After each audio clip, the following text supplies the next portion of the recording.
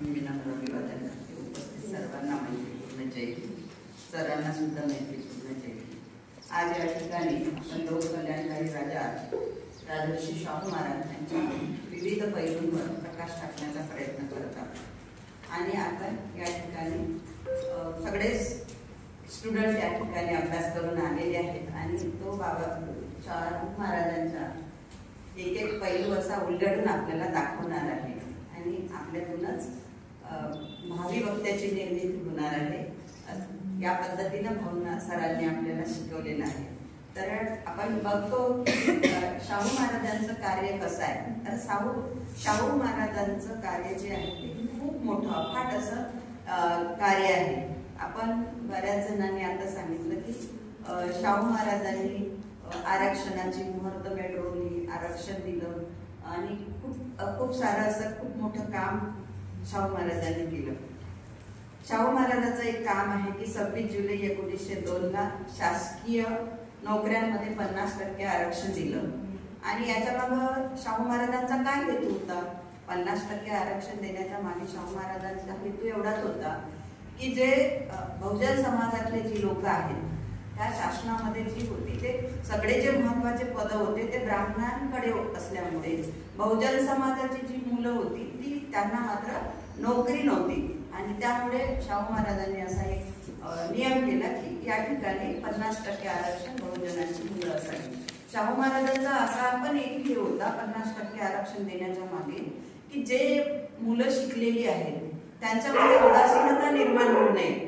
जर उच्च शिक्षण शिकूनही आज आपण पाहतो मी महाविद्यालयाच्या बऱ्याच मुलांना मुलींना कॉलेजला ऍडमिशन घ्यायची होती किंवा पोस्ट ग्रॅज्युएशन करायचं होतं तर ते मुलं असं म्हणतात की काय करायचं काकू शिकून, नोकऱ्याच नाही लागत. तर हा जो आजचा जो विचार आहे, आज तरुण पोरांच्या मध्ये जो विचार आहे की काय करायचं शिकून नोकरी नाही लागत, हा विचार तेव्हा पण होता आणि याच्यावर उपाय म्हणून शाहू महाराजांनी 50% आरक्षणाची तो नियम करून बहुजनांना त्या ठिकाणी नोकऱ्यांमध्ये आपल्या पोरांना रुजू करण्याचं काम केलं. दुसरं असं की गाव तिथे शाळा. गाव तिथे शाळा हे तर शाहू महाराजांचं होतच, पण गाव तिथे शाळा असताना त्या गावातल्याच बहुसंख्याक समाजाचा शिक्षक त्या ठिकाणी त्या शाळेवर असावा. हे महात्मा फुलेंनी सुद्धा म्हटलं होतं की ज्या समाजात म्हणजे त्या गावातलाच शिक्षक त्या शाळेवर शिक्षक असावा जेणेकरून त्या शिक्षकाला समजेल की या विद्यार्थ्यांच्या समस्या काय आहे, ते शाळेत काय येत नाही आणि कोणत्या मुलांची कंडिशन कशी आहे. तरी त्या शिक्षकाला माहित असल्यामुळे तो शिक्षक जिव्हाळ्याने त्या मुलांवर लक्ष देईल आणि शिकवल. म्हणून महात्मा फुले यांचा तोच धागा शाहू महाराजांनी पकडला आणि शाहू महाराजांनी म्हटलं की गाव तिथे शाळा असली पाहिजे आणि त्या शाळेमध्ये गावातला शिक्षक त्या ठिकाणी शिकवायला असला पाहिजे. आणि जर दुसरा एक नियम शाहू महाराजांनी असं केलं की कुठेही विहिरी आहे, मालवंडे आहे, सामाजिक धर्मशाळा आहेत, त्या ठिकाणी जर जातीभेद पाळला जात असेल, जातीभेद पाळला जाऊ नये, कोणाच्याही बाबतीत असं घडू नये आणि विचार पाळल्या जात असेल तर याला जबाबदार त्या गावातला जसं की सरपंच, पोलीस पाटील या लोकांनी जबाबदारी स्वीकारावी. ही त्यांना जबाबदार धरल्या जाईल जर या ठिकाणी सार्वजनिक विहिरीवर मालवट्यावर जर विटाळ मानल्या जात असेल तर. आणि शाळेमध्ये जे शिक्षण दिलं जात होतं ते शिक्षण समान असलं पाहिजे. म्हणजे बहुजनांच्या पोरांना एक शिक्षण आणि उच्चवर्णीय लोकांना एक शिक्षण असं असता कामा नये. तर हे शिक्षण जे असलं पाहिजे ते समान असलं पाहिजे आणि एकच शाळा त्या ठिकाणी असली पाहिजे. तर आणि आपण बघतो की शाहू महाराजांनी ताईने सांगितलं की मुक्ताईला 31 डिसेंबर 1920 20ला मूकनाईक जेव्हा बाबासाहेबाला काढायचं होतं तेव्हा आर्थिक सहकार्य बाबासाहेबाला शाहू महाराजांनी दिलं आणि 1920ला जेव्हा बाबासाहेबाला आर्थिक अडचण पडली होती, लंडनला शिकायला गेले, तेव्हा शाहू महाराजांना बाबासाहेबांनी एक लंडनवरून पत्र लिहिलं आणि त्या पत्रामध्ये 200 पौंड आर्थिक मदत मला करा असं बाबासाहेबांनी म्हटलं आणि बाबासाहेबांचं पत्र शाहू महाराजांच्या हाती पडण्या अगोदरच शाहू महाराजांचं निधन झालं होतं. मग शाहू महाराजांचं निधन झालं तर तेव्हा राजाराम महाराजाला त्यांच्या त्या एका नौकरांनी ते पत्र दाखवलं आणि शाहू महाराजांनी मग बाबासाहेबाला कुठली म्हणजे हे विलंब न करता ती मदत बाबासाहेबाला पाठवली. हे शाहू महाराजांचं खूप मोठं योगदान आहे. जर शाहू महाराजांनी असं वेळोवेळी मदत नसती केली, आपण पाहतो तर बाबासाहेबांना कदाचित अडथळे निर्माण झाले असते. शेवटी ते सूर्य होते, ते घडलेच असते, ते मोठे झालेच असते. पण कधी कधी कोणाच्या सहकार्याची खूप गरज असते आणि त्याच्यामुळे शाहू महाराजांनी खूप मोठं काम त्या ठिकाणी केलेलं आहे. आणि दुसरं असं की आपल्याला ताईंनी सांगितलं, रमाईला सुद्धा शाहू महाराजांनी बहीण मानलं. जेव्हा बाबासाहेब मॅट्रिकची परीक्षा पास होतात आणि शाहू महाराज बाबासाहेबाला भेटायला जातात, 1920ला माणगावची परिषद होते, तेव्हा बाबासाहेब अध्यक्ष असतात आणि प्रमुख अतिथी शाहू महाराज असतात आणि तेव्हा शाहू महाराज एवढा मोठा विश्वास शाहू महाराज बाबासाहेबांवर दाखवतात की मला आता काही चिंता नाहीये, या बहुजन समाजाला आता नेता मिळालेला आहे आणि जोपर्यंत बाबासाहेब आहे, बाबासाहेब तेव्हाच दम घेईल जेव्हा या बहुजन समाजाचं कल्याण करेल, तेव्हापर्यंत बाबासाहेब दम घेणार नाही. आणि बघतो आपण की शाहू महाराजांचं महात्मा फुले, शाहू महाराज आणि बाबासाहेब आंबेडकर हे तीनही लोक एका विचारधारेचे होते. जेव्हा त्या काळामध्ये प्रतिगामी, समाजवादी आणि सामाजिक क्रांतिकारी हे जे लोक होते, जेव्हा पुरोगामी मध्ये टिळक, सामाजिक मध्ये सुधारणावादीचे लोक होते ते आगरकर आणि रानडे होते आणि सामाजिक सुधारणेमध्ये सामाजिक क्रांतिकारी सुधारणेमध्ये फुले, शाहू, आंबेडकर हे तिघही होते. मग या तिघांची विचारधारा आणि या तिघांची विचारधारा अतिशय वेगळी होती, विषमतावादी होती. यांना सुधारणा पाहिजे होती, रानडेला पाहिजे होती, आगरकराला पाहिजे होती आणि टिळकांनाही हवी होती. पण या लोकांना फक्त सुधारणा पाहिजे होती, समानता पाहिजे नव्हती. आणि बाबासाहेब फुले आणि शाहू महाराजांना याच्यासोबत, सुधारणेसोबतच समानता सुद्धा पाहिजे होती, समानतेचे पुरस्कर्ते होते. आणि म्हणून बाबासाहेबांनी संविधानामध्ये या तिघां, शाहू महाराजांना आणि डॉक्टर बाबासाहेब आंबेडकरांनी फुल्यांना बसवलं आणि आपल्याला संपूर्ण अधिकार देऊन एक विकसित मानव बनण्याचा रास्ता आपल्याला खुला करून दिला. एवढं मी या ठिकाणी सांगते आणि थांबते. सर्वांना मैत्रीपूर्ण. सिंहाची चाल, गरुडाची नजर, सिंहाची चाल, गरुडाची नजर, महिलांचा आदर, शत्रूचे कर्दर, अशीच असावी मावळ्यांचे वर्तन. हीच शाहू महाराजांची शिकवण होती. लोककल्याणकारी शाहू महाराज हे लोकप्रतिनिधी तसेच प्रजाहित रक्षक तर होतेच, त्यासोबतच त्यांनी संगीत, कला, क्रीडा या बाकीच्या गोष्टीकडे पण त्यांनी सोबतच लक्ष केंद्रित केलं आणि त्या गोष्टींना त्यांनी प्रोत्साहन पण दिलं. कोल्हापूरला मल्लविद्येची पंढरी अशी म्हटली जाते आणि तसेच कोल्हापूरला कुस्तीचे माहेरघर सुद्धा म्हटले जाते. कागलमध्ये असताना, कागल म्हणजे जेव्हा ते त्यांच्या घरी असताना त्यांना कुस्तीचे आकर्षण निर्माण झाले आणि ते कुस्ती खेळत गेले. वयाच्या 9व्या वर्षी त्यांनी ते आखाड्यात उतरले आणि त्यांच्यासोबत असणाऱ्यांना त्यांनी चित्त केले, ठरवले. त्याच्यानंतर ते करवीर संस्थानामध्ये आले. तिथे त्यांचा राज्याभिषेक झाल्यानंतर त्यांनी विशेषतः मल्ल याकडे त्यांनी क्रीडा म्हणजे त्यांनी विशेष लक्ष दिलं. सोबतच त्यांनी त्या राजवाड्यामध्ये 1895 मध्ये राजवाड्यातील बागेमध्ये एक तालीमखाना उभारला आणि त्या तालीमखान्यामध्ये एक फलक लावला आणि त्या फलकावर लिहिलं होतं त्यांनी की पहिली शरीर संपत्ती, दुसरी पुत्र संपत्ती आणि तिसरी धनसंपत्ती, असं त्यांनी त्या फलकावर लिहिलेलं होतं. त्यांनी निरनिराळे पैलवान तयार केले. एकदा काय झालं होतं की पंजाबच्या जो पैलवान होता त्याने महाराष्ट्राच्या पैलवानांना हरवलं. महाराजांना ते काही पटलं नाही.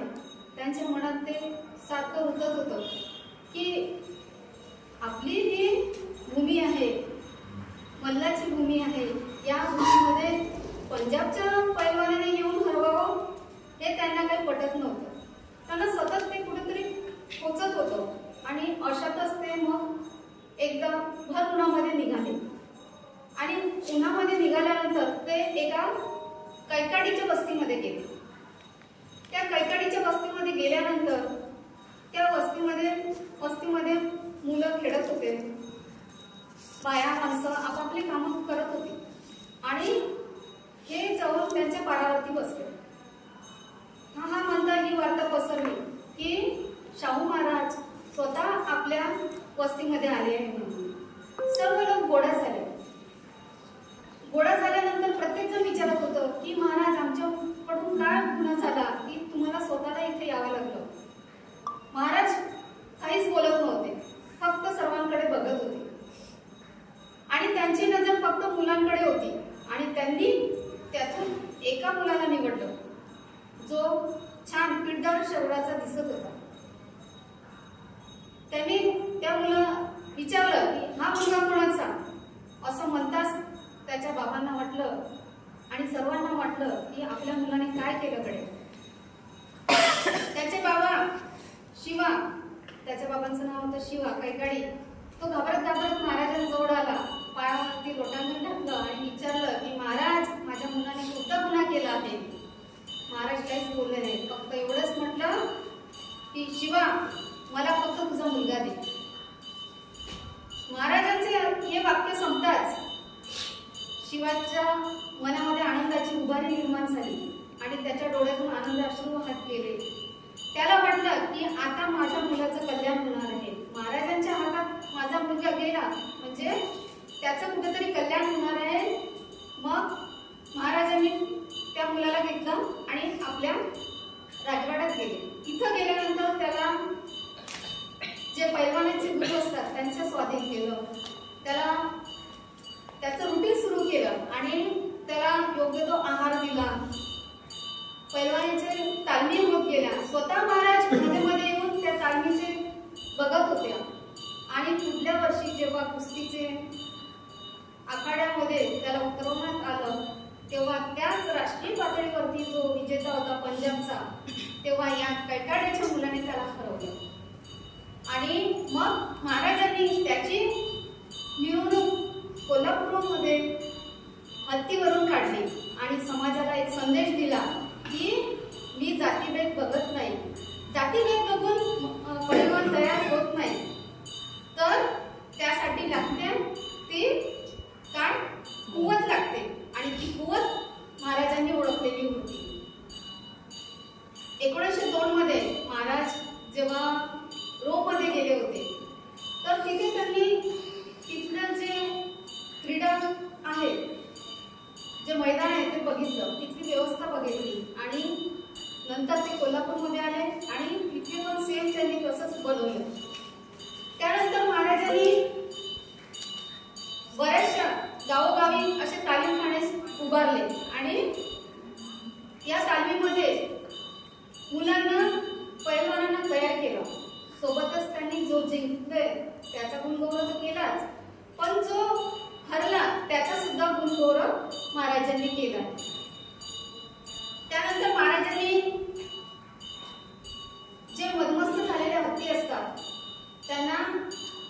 कवेत आणण्यासाठी सुद्धा साठीमार नावाचं एक आखाडा टाईप असतो ते सुद्धा त्यांनी उभारलं.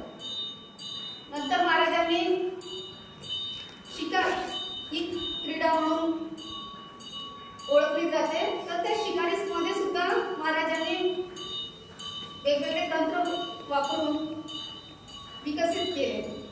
स्वतः महाराजांनी कोल्हापूरमध्ये चित्ता यासाठी वेगवेगळे वन विभाग उभारून त्यामध्ये चित्त्यांची देखरेख प्रामुख्याने केली. महाराजांनी जसं मुलं तयार केले, पैलवान तयार केले आणि आपल्या महाराष्ट्राच्या भूमीला छान छान पैलवान दिले.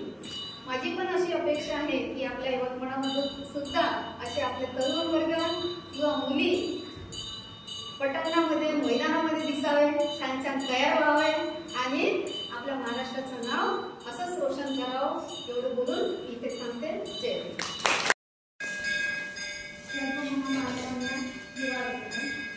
सरांना देवी तिथे उपस्थित उपासकांना जय.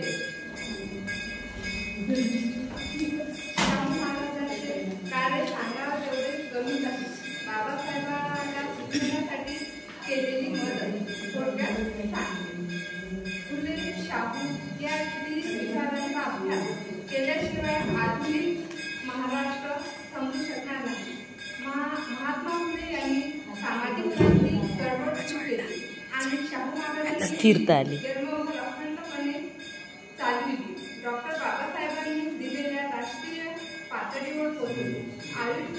माणूस म्हणून जगण्याचा हक्क नाकारलेल्या अस्पृश्य समाजाला हक्क मिळवून देणे, ज्ञानाचे दरवाजे त्यांच्यासाठी खुले करणे, अस्पृश्यता निवारण करणे ह्या कार्यामध्ये असलेले समानता होती.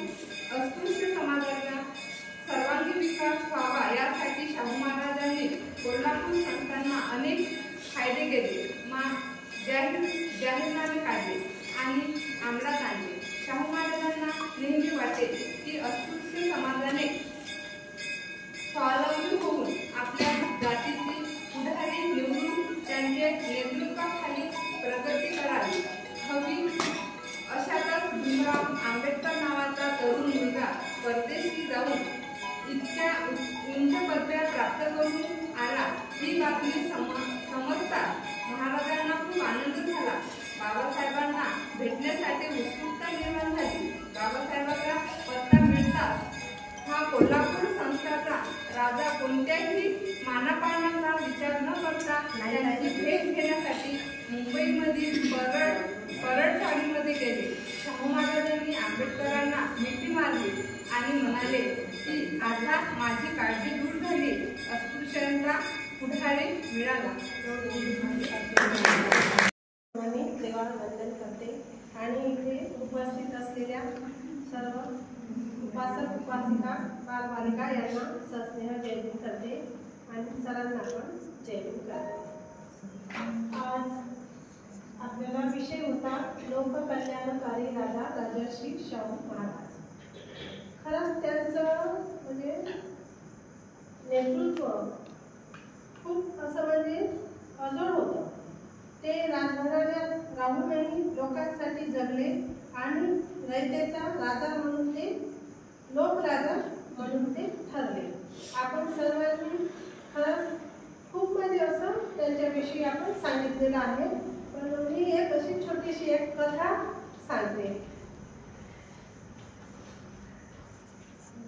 म्हणजे ते आंबोळीचं शेत म्हणून तिथे कोल्हापूर जवळ म्हणून एक असं आंबोळीचं शेत त्यांनी त्या जसं आपण म्हणाले ना नगराळीबाई ही बहीण मानलेलं होतं रमाईला. तर तसंच त्यांनी पण ती जमीन त्यांना दान दिलेली होती.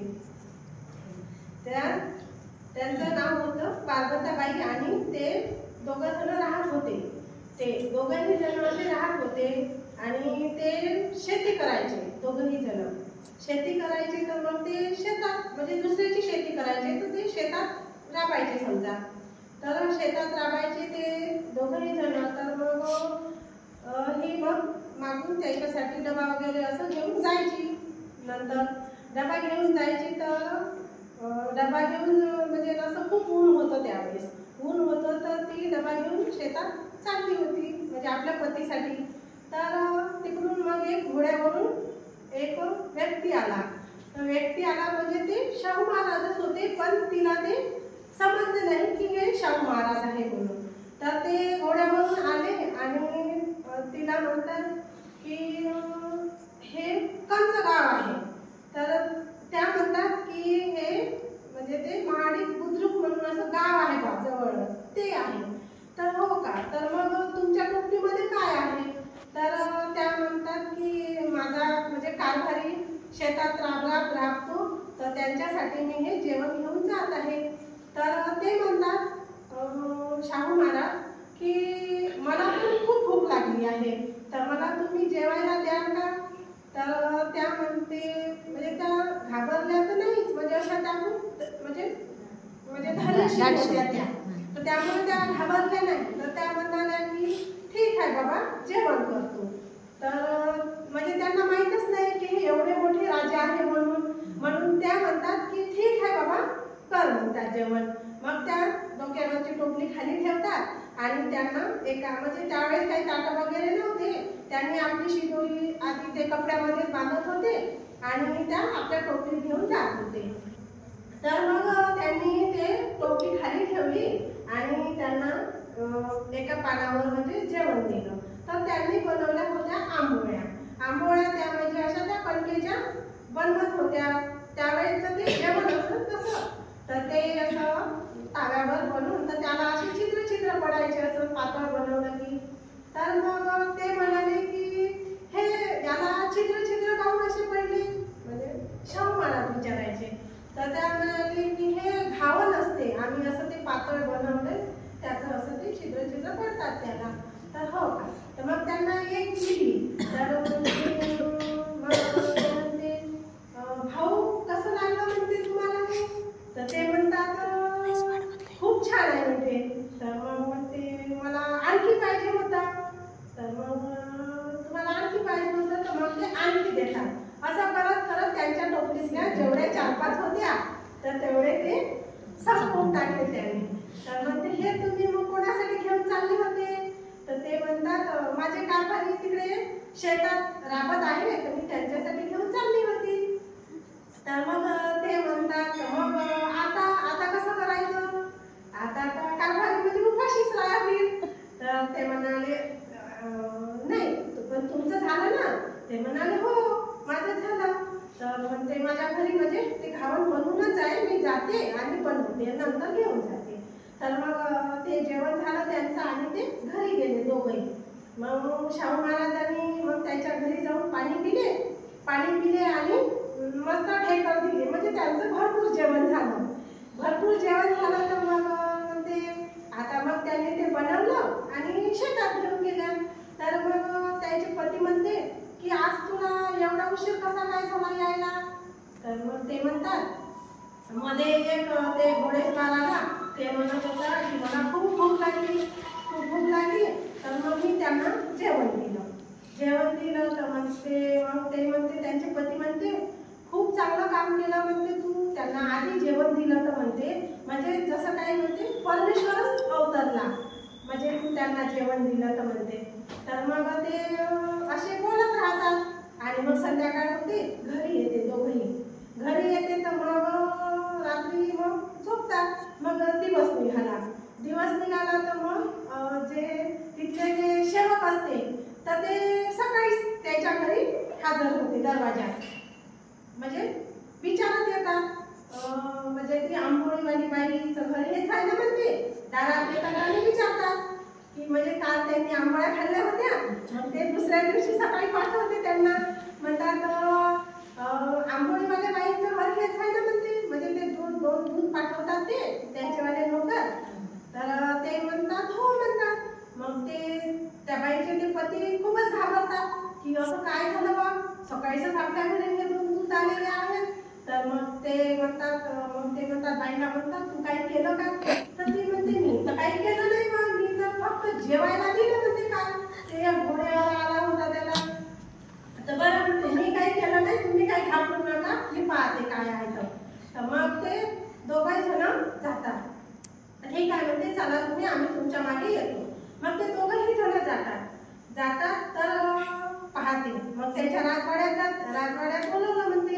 मग राजवाड्याच्या जवळ जाते तर त्या एकदम गेट पासूनच एवढं सजवलेलं असते की त्याच्या घरापर्यंत, म्हणजे त्याचा एवढा स्वागत करतात ते, म्हणजे असं हो आल्या म्हणजे रस्त्याला पूर्ण म्हणजे असे फुलांचे गुच्छे हे ते एवढं त्याचं स्वागत करते. मग त्या म्हणजे घाबरतच जाते, त्यांना वाटते असं काही विचारते का आपल्याला म्हणून. तर मग त्या पाहते तर म्हणते हे तर कालचे घोडेवाले आहे म्हणते, हे त्याला तेच दिसून राहिले म्हणते घोडेवाले कालचे जे. मग ते हळूच आपल्या पतीला सांगते हे तर कालचेच आहे म्हणते, यांनीच तर माझ्या जवळचं जेवण जेवले म्हणते. हो का म्हणते. तर मग ते जातात तर मग आतमध्ये त्याचा मान सन्मान खूप चांगले करतात. मग ती म्हणते पार्वतीबाई म्हणते मला माहीतच नव्हतं म्हणते की हे एवढे मोठे राजे आहेत म्हणून, मला वाटतं म्हणते एखादं कोणी साधारण व्यक्ती असाल. मग ते अशा म्हणतात त्या पार्वतीबाई. आता मग ते काय म्हणतात तर म्हणते मी म्हणते एकेरी शब्दात बोलली म्हणते मी तुमच्यासोबत म्हणते, म्हणजे तुमचा मी मान सन्मान काहीच केला नाही म्हणते. तर ते म्हणतात की तुम्ही माझी बहीणच आहे म्हणते, माझी बहीण आहे म्हणते, इथून माझ्या घरून आऊचा पाऊचा खाल्ल्याशिवाय जायचं नाही म्हणते माझ्या बहिणीला. तर तिला एकदम म्हणजे असं रडायला येते की मला बहीण वाटलं आणि मी वा एवढे मोठे महाराज आणि मी त्यांना असं एकेरी शब्दात बोलली, भाऊ म्हटलं म्हणजे एवढे मोठे साहित्य. तर मग ते म्हणाले बाई म्हणे मी तुमचा मान सन्मान करते म्हणते आणि म्हणते माझ्या बहिणीला इथून साडी चोळी घेतल्याशिवाय जाऊ द्यायचं नाही म्हणते, माझ्या बहिणी आहे म्हणते आणि मी त्यांचा भाऊ आहे म्हणते. एवढं बोलते आणि माझ्या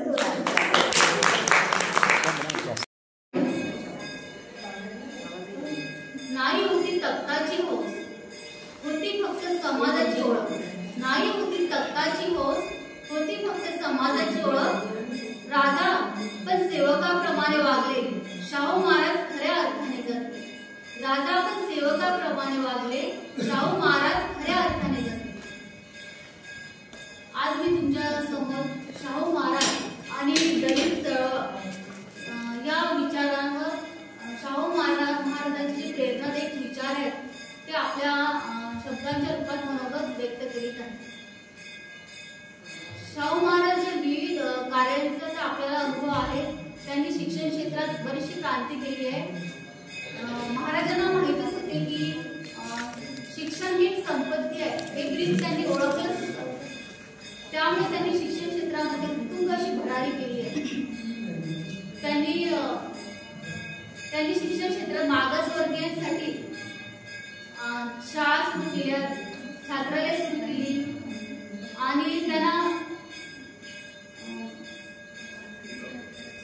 आणि त्यांना म्हणजे शिक्षण असे फ्री मध्ये म्हणजे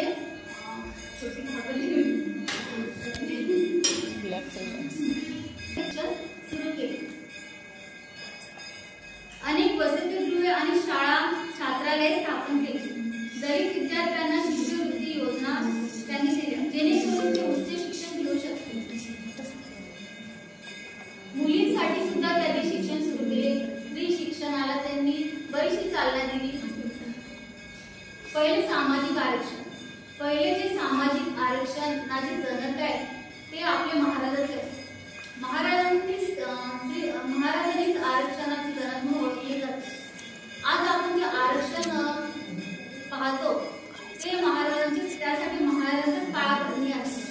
26 जुलै 1902 रोजी त्यांनी कोल्हापूर संस्थांगत आरक्षणासाठी मागासवर्गीयांसाठी 50% आरक्षण केलं. भारतातील पहिलं आरक्षण धोरण म्हणून ते जगविख्यात आहे. त्यामुळे दलित मागासवर्गीयांना सरकारी नोकऱ्या आणि शिक्षण क्षेत्रात बऱ्याचशा मोठ्या संधी मिळाल्या. अस्पृश्यतेला तीव्र त्यांचा कडाडून विरोध होता. शाहू महाराजांनी अस्पृश्यतेविरुद्ध उघडपणे आवाज उठवला. दलितांना मंदिर प्रवेश